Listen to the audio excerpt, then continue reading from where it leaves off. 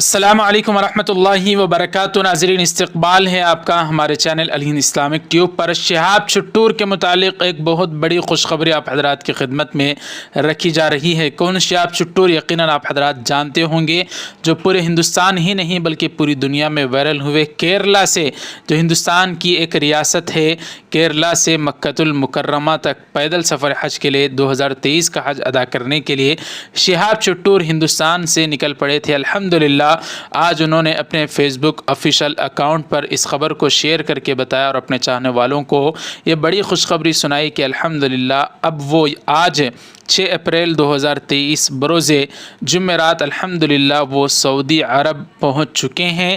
جی ہاں ناظرین اکرام، یہ تصاویر انہوں نے شیئر کیا، آپ حضرات اسکرین پر چل رہے دیکھ رہے ہوں گے۔ ہم دعا کرتے ہیں اللہ تعالیٰ ان کے جو سفر میں صعوبتیں انہوں نے برداشت کی، بہترین بدلہ انہیں نصیب فرمائے۔ ناظرین اکرام، بہت جلدی اب مکۃ المکرمہ پہنچیں گے اور جس مقصد کے لیے گئے ہیں 2023 کا حج وہ ادا کریں گے۔ اس سے پہلے وہ وہاں پر تقریباً 2 ماہ کا عرصہ گزاریں گے اور خانہ کعبہ میں عمرہ ادا کریں گے اور خانہ کعبہ کا طواف وغیرہ کر کے اپنے عبادتوں کو وہ جاری رکھیں گے جس مقصد کے لیے وہاں پر وہ پہنچے ہیں۔